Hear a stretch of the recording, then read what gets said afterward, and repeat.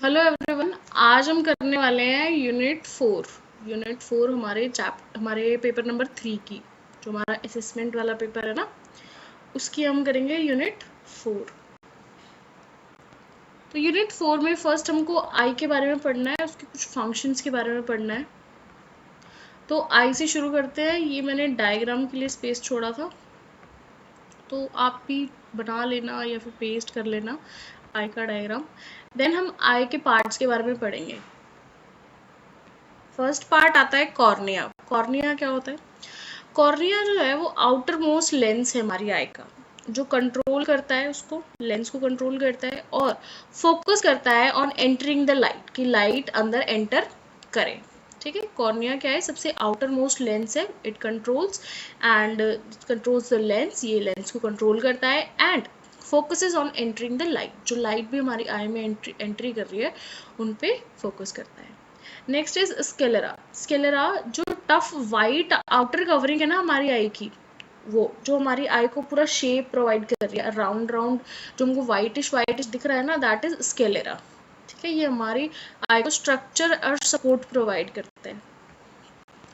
Next आता है क्रोइड। क्रोइड क्या है? क्रोइड प्रोवाइड्स O2, जो हमारी आई में जो क्रोइड है वो बाहर से ऑक्सीजन और नरिशमेंट देता है हमारी रेटिना को।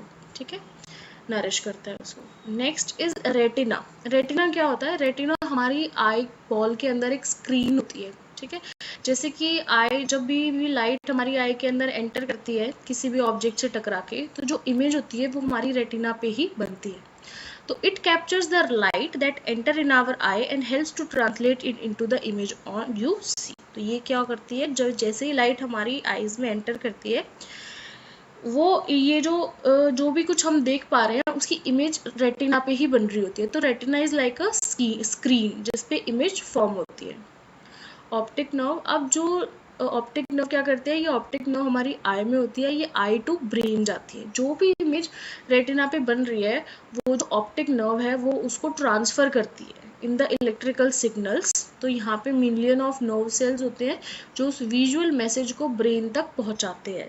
ठीक है, देन ब्रेन उसको इंटरप्रेट करता है, फिर हम उस ऑब्जेक्ट को पहचान पाते हैं। Next is lens. The main function is to transmit light. Lens का मेन फंक्शन क्या है? कि लाइट को ट्रांसमिट करे, फोकस ऑन द रेटिना, और रेटिना पे उसको फोकस बना के रखे। आइरिस क्या होता है? आइरिस जो आप वाइट के बाद ये जो आप जिससे देखते हैं, किसी की ब्लू आइज होती है, किसी की ब्लैक आइज होती है, किसी की ब्राउन आइज होती है, किसी की ग्रीन आइज होती हैं, तो ये सब क्या है? ये उनके आइरिस का कलर है। ठीक है, जो आपको कलरिश पार्ट दिख रहा है ना, दैट इज आइरिस। आइरिस क्या करता है? आइरिस प्यूपल के साइज को कंट्रोल करता है। ठीक है, ये कंट्रोल करता है कि कितनी लाइट अंदर जानी चाहिए, कितनी नहीं। अब प्यूपल क्या है? प्यूपल जो आपको सेंटर में जो ब्लैक डॉट दिख रहा है ना, उसको हम बोलते हैं प्यूपल। ठीक है, इसका साइज चेंज होता है जैसे ही हम ज़्यादा लाइट में जाएंगे ना, तो इसका साइज छोटा हो जाता है ताकि कम लाइट एब्जॉर्ब कर सके। लेकिन जैसे ही हम किसी अंधेरे में जाएंगे ना, तो इसका साइज बड़ा हो जाता है ताकि ज़्यादा लाइट एब्जॉर्ब कर सके। नेक्स्ट आता है एक्वस ह्यूमर। एक्वस ह्यूमर कहाँ होता है? एक्वस ह्यूमर होता है हमारी आई के अंदर। ये ह्यूमर क्या है? ये ना एक जेल लाइक सब्सटेंस है जो कि हमारी आई को इन्फ्लेटेड रखता है, मीन्स उसकी शेप को बनाए रखता है, एंड प्रोवाइड नरिशमेंट, और हमारी प्रोवाइड को नरिशमेंट प्रोवाइड करता है, न्यूट्रिएंट्स प्रोवाइड करता है। नेक्स्ट आता है विट्रस ह्यूमर। ये भी हमारी आई के अंदर ही होता है। It provides nutrients to the eye, ये भी हमारी आई को न्यूट्रिएंट प्रोवाइड करता है, and help the eye to keep its shape, और उसकी शेप को बनाए रखने के लिए हेल्प करता है। ये दो ह्यूमर है, ये दोनों जेल लाइक सब्सटेंस है जो हमारी आई के अंदर होते हैं। नेक्स्ट आता है सिलरी बॉडी। सिलरी बॉडी, ये जो हमारी आई की मसल्स होती है ना, इधर लेफ्ट साइड और राइट साइड में, इनको हम बोलते हैं सिलरी मसल्स, जो हमारी आई बॉल को पकड़ के रखती है, कंट्रोल करके रखती है हमारे लेंस को, शेप ऑफ द लेंस को। ठीक है, तो उसको बोलते हैं ciliary muscles. It contains the muscles that control the shape of the lens during the combination. Combination होता है जब फोकस करना किसी चीज़ पे।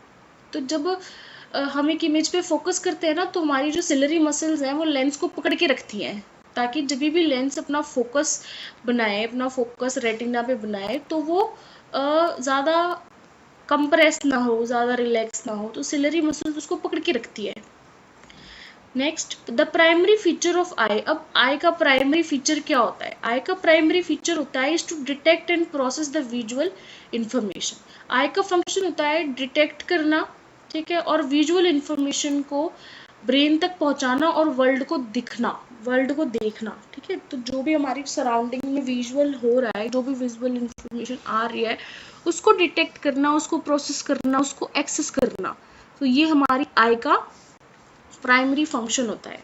अब फर्स्ट फंक्शन अगर हम इसको इलेबोरेट में पढ़े तो पहला होता है विजन। विजन एक प्राइमरी फंक्शन है, मोस्ट फंडामेंटल फंक्शन है, mean this is the one of the most important function. Eye is enable to vision allow a person to see. तो इसका मतलब क्या होता है? एक पर्सन को दिखाई देना, उसको सब कुछ दिखना, एंड इंटरप्रेट देयर इन्वायरमेंट, और वो उसको पहचान पाए, जो भी कुछ वो देख रहा है वो उसको इंटरप्रेट कर पाए, दैट इज विजन, ठीक है। नेक्स्ट फंक्शन होता है लाइट रिफ्रैक्शन। एक टर्म आती है रिफ्लेक्शन और एक आता है रिफ्रैक्शन। रिफ्लेक्शन होता है bounce back off light, light आई किसी स्क्रीन से टकराई और वापस चली गई, दैट इज रिफ्लेक्शन। लेकिन रिफ्रैक्शन का मतलब होता है लाइट आई एक मीडियम से दूसरे मीडियम में एंटर किया, दैट इज रिफ्रैक्शन। अगर मैं आपको इसको थोड़ा और अच्छे से समझाऊं तो जैसे मान लो एक स्क्रीन ये है और एक स्क्रीन ये है। अगर मैं रिफ्लेक्शन की बात करूं तो ये लाइट इधर से आएगी, इधर टकराएगी और इधर वापस चली जाएगी।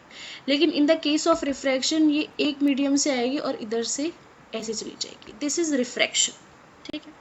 रिफ्लेक्शन में बाउंस बैक ऑफ लाइट हो जाता है और रिफ्रैक्शन के केस में लाइट अंदर चली जाती है, उस स्क्रीन के उस मीडियम के अंदर चली जाती है। तो ऐसा ही कुछ हमारी आई में भी होता है, लाइट जो है वो अंदर चली जाती है, ठीक है, हमारी आई बॉल अंदर जाती है, फिर रेटिना पे इमेज बनती है। तो इसमें क्या है, the cornea and the lens bend the light ray and focus them to the retina. तो यहाँ पे भी सेम हो रहा है, जो कॉर्निया है, जो लेंस है, वो लाइट को बेंड कर देता है, यानी कि लाइट रे को अंदर जाने देता है, रिफ्रैक्ट करने देता है, to focus them on retina, ताकि जो लाइट है वो रेटिना में फोकस कर सके, ठीक है। नेक्स्ट आता है अकोमोडेशन। अकोमोडेशन क्या होता है? अकोमोडेशन मीन्स हमारी आई क्या करती है, एक ऑब्जेक्ट पे फोकस भी करती है, ठीक है। हमको एक ऑब्जेक्ट देखना है तो हम उस पर फोकस भी करना है, तो it is the ability of eye to adjust its focus to see the object clearly and different distance. तो ये हमारी आई की वो एबिलिटी है जिसमें वो एक ऑब्जेक्ट पे फोकस करती है, उसको क्लियरली दिखाती है with in different different distances, ठीक है। कोई चीज़ पास है वो अच्छे से नजर आए, कोई थोड़ी दूर है और अच्छे से नजर आए, तो वो क्या करती है, अपना फोकस उसके हिसाब से एडजस्ट करती है, तो इसको हम बोलते हैं अकोमोडेशन। नेक्स्ट टर्म हमारी आती है फोटो रिसेप्टर्स। फोटो रिसेप्टर क्या होता है? फोटो रिसेप्टर होता है हमारे ना रेटिना के अंदर कुछ सेल्स होते हैं जो लाइट को डिटेक्ट करते हैं, उनको हम बोलते हैं फोटो रिसेप्टर्स। उन सेल्स के नाम होते हैं रोड्स एंड कॉन्स। ये टाइप ऑफ सेल है, रोड सेल्स भी होते हैं और कॉन सेल्स भी होते हैं। ये दोनों लाइट को कैप्चर करते हैं और उनको इलेक्ट्रिकल सिग्नल्स में कन्वर्ट करते हैं, ठीक है। इन्हीं सेल्स को बोलते हैं photo receptors. Photo means light, receptor means receive करना, तो ये लाइट को रिसीव करते हैं, कैप्चर करते हैं और फिर उनको इलेक्ट्रिकल सिग्नल्स में कन्वर्ट कर देते हैं। नेक्स्ट आता है ट्रांसमिशन ऑफ सिग्नल, सिग्नल्स को ट्रांसफर करना। अब हमारी आई में जो ऑप्टिक नर्व होती है वो इलेक्ट्रिकल सिग्नल्स बनाती है फोटो रिसेप्टर से, फिर उसको आई से लेके ब्रेन तक लेके जाती है। फिर जो ब्रेन होता है वो उसको प्रोसेस करता है, ठीक है, कि क्या इमेज है, वो उसको विजुअल इंफॉर्मेशन को प्रोसेस करता है। तो ये होता है ट्रांसमिशन ऑफ सिग्नल्स। नेक्स्ट आता है image formation. Image formation means image का बनना। अब आई के पास, ब्रेन के पास इमेज पहुंच तो गई, अब जो ब्रेन है वो उसको सीधा करेगा, क्योंकि जो हमारी रेटिना होती है ना, उस पर स्क्रीन, उसमें जो इमेज होती है वो उल्टी बनती है, तो हमारा ब्रेन उसको सीधा करता है। तो eye lens forms an inverted and a real image. जो भी हमारी आई की स्क्रीन, आई का जो लेंस है वो हमेशा उल्टी इमेज फॉर्म करता है, ठीक है, रेटिना पे। तो इमेज फॉर्मेशन ऐसे होता है, तो इमेज फॉर्मेशन भी एक वर्क है। Then colour vision. Colour vision क्या होता है? Photo receptors of colour begins to specialize retinal cells cones. जो हमको कलर्स दिख रहे हैं ना, वो सिर्फ कोन्स की वजह से दिख रहे हैं, ठीक है। जो हमारे आई के अंदर कोन सेल्स होते हैं ना, कोन शेप सेल होते हैं, उनकी वजह से ही हमको कलरफुल विजन दिखता है। तो ये हमारा आई का फंक्शन खत्म होता है। आपको आई का फंक्शन पता होना चाहिए। ये आई के पार्ट्स हैं, फिर ये उसके प्राइमरी फंक्शन हैं, की फीचर्स हैं, ठीक है। पूरी हमारी 4.1 खत्म नहीं हुई है, हमको इसमें ना ईयर के बारे में भी पढ़ना है। ईयर के बारे में क्या है, ईयर के भी हम same as it is parts पढ़ेंगे। Ear is a complex organ. जो हमारा ईयर होता है वो थोड़ा कॉम्प्लेक्स ऑर्गन होता है। It responsible for the hearing, कि इसके लिए रिस्पॉन्सिबल होता है for the sense of hearing, हमको ईयर से सुनाई देता है। It is divided into 3 parts, ये 3 पार्ट्स में डिवाइडेड होता है। फर्स्ट आता है आउटर ईयर, सबसे पहला कौन सा ईयर आता है, आउटर ईयर, जो हम देख पाते हैं, ठीक है, जो हमारे बाहर निकला हुआ कान होता है, दैट इज आउटर ईयर। फिर मिडल ईयर आता है और फिर सबसे लास्ट में इनर ईयर आता है। तो ये इसके 3 पार्ट्स होते हैं, outer ear, middle year and inner ear. तो फर्स्ट हम पढ़ेंगे आउटर ईयर के बारे में। आउटर ईयर में क्या होता है, फर्स्ट पिन्ना, पिन्ना जो आप अपने हैंड से टच करके देखोगे, ये जो आउटर ओपनिंग है ना, एक शेल लाइक ओपनिंग है, इस पूरी ओपनिंग को हम बोलते हैं पिन्ना, ठीक है। इसको हम ऑरिकल भी बोलते हैं, auricle. Visible external part of the ear, जिसको हम देख सकते हैं, जो ईयर का एक्सटर्नल पार्ट है, इसको हम बोलते हैं pinna. It helps to connect the it helps and funnel sound wave towards the canal. इसकी हेल्प से ही हम सारी साउंड को कलेक्ट कर पाते हैं एंड देन साउंड वेव को अंदर जो साउंड वेव है वो हमारे ईयर के अंदर एंटर कर पाती है, ठीक है। तो इस पिन्ना का वर्क क्या है, पिन्ना का सिर्फ यही फंक्शन है कि वो साउंड को कलेक्ट करे और हमारे कान की कैनाल तक ट्रेवल कराए। Next external auditory canal. अब जो पिन्ना के बाद का जो पार्ट होता है, जो ट्यूब लाइक एक्सटेंड है, उसको बोलते हैं हम एक्सटर्नल ऑडिटरी कैनाल। ये पिन्ना से लेके ईयर ड्रम तक जाता है। इसका काम क्या होता है, साउंड वेव को ट्रांसफर करना आउटर ईयर से लेके मिडल ईयर तक, ठीक है। तो हमारे आउटर ईयर में 2 पार्ट होते हैं, पहला pinna, second external auditory canal. हाँ, इसमें एक चीज और होती है, ईयर ड्रम, आप कहते हो ना कान का पर्दा, दैट इज टिम्पैनिक मेम्ब्रेन, इसको हम बोलते हैं टिम्पैनिक मेम्ब्रेन। अब ये कैसे फंक्शन करती है, it is a thin membrane. ये कैसी मेम्ब्रेन है, बहुत थिन मेम्ब्रेन है। That vibrates when sound waves enter, ये जब ये वाइब्रेट होती है जब भी कोई साउंड आती है। जैसे अगर मैं आपको कुछ बोल रही हूँ तो जो मेरी वॉइस आप तक जा रही है ना, तो आपकी ईयर ड्रम मीन्स आपके कान के पर्दे में कुछ वाइब्रेशंस हो रही हैं, ठीक है। अब यही वाइब्रेशंस, ये जो वाइब्रेशंस है, ये मिडल ईयर तक जाती हैं, ठीक है। जो ये ईयर ड्रम है, ये हमारे आउटर ईयर और मिडल ईयर के बीच का पार्ट होता है, आप इसको ऐसे समझ सकते हो। तो इसमें 3 चीजें आती है, एक आता है पिन्ना जो साउंड को कैप्चर करता है, फिर ऑडिटरी कैनाल जो साउंड वेव को ईयर के अंदर ट्रांसफर करती है, फिर उसमें एक ईयर ड्रम आती है, एक मेम्ब्रेन आती है जो कि वाइब्रेशंस प्रोवाइड करती है, ठीक है। जो भी हम बोल रहे हैं, जो साउंड वेव्स है, उनसे वो वाइब्रेशंस प्रोवाइड करती है और फिर उसको मिडल ईयर तक ट्रांसफर करती है। Next middle ear. Middle year में फर्स्ट पार्ट होता है ऑसिकल्स। ऑसिकल्स क्या है, ऑसिकल्स 3 बोन्स है। हमारी बॉडी में, हमारे जो ईयर है उसमें 3 बोन्स होती है, that amplify and transmit the vibrations frame to in eardrum to the inner ear। ये 3 बोन क्या करती है, ये उन वाइब्रेशन को ट्रांसफर करती है हमारे ईयर ड्रम से इनर ईयर तक। तो इनके नाम क्या है, एक होती है हैमर, एक होती है एनविल और एक होती है स्टिरअप। हाँ, स्टिरअप। तो ना हमारी जो पूरी बॉडी में देखे ना, तो हमारी सबसे स्मॉलेस्ट बोन ही होती है स्टैपीज, ठीक है। ये हमारे ईयर में प्रेजेंट होती है, सबसे स्मॉलेस्ट बोन होती है। इसको, ये तो इसके वैसे नाम है, ये इसके मेडिकल नेम्स है, मिलस, इंसस और स्टैपीज। तो ये 3 बोन्स हैं हमारे ईयर में प्रेजेंट होती है मिडल ईयर में, इसको हम ऑसिकल्स बोलते हैं। नेक्स्ट आता है Eustachian tube. Eustachian tube. Eustachian tube क्या होता है, it helps to equalize the air pressure. ये हमारे ईयर में एयर प्रेशर को मेंटेन रखती है both the side of the drum. आपको पता है अगर प्रेशर ज़्यादा या कम हो गया, अगर वो बैलेंस नहीं रहा, वो अनबैलेंस हो गया, तो हमारे ईयर ड्रम में, हमारा जो ईयर ड्रम है वो फट सकता है, बिकॉज ये एक पतली सी मेम्ब्रेन होती है, ज़्यादा नहीं होता है, ज़्यादा लाउड म्यूजिक सुनने से तो यहाँ इस पर अफेक्ट पड़ता है, it affects the membrane. Next is third, हम अब इनर पार्ट पढ़ेंगे। तो हमारे मिडल ईयर में 2 ही चीज़ें थी, ऑसिकल्स 3 बोन्स थी और एस्टेंशियन ट्यूब थी।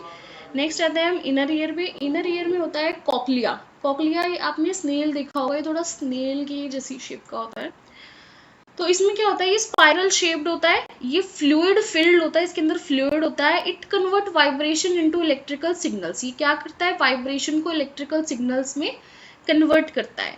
And for the brain to interpret the sound, brain के लिए।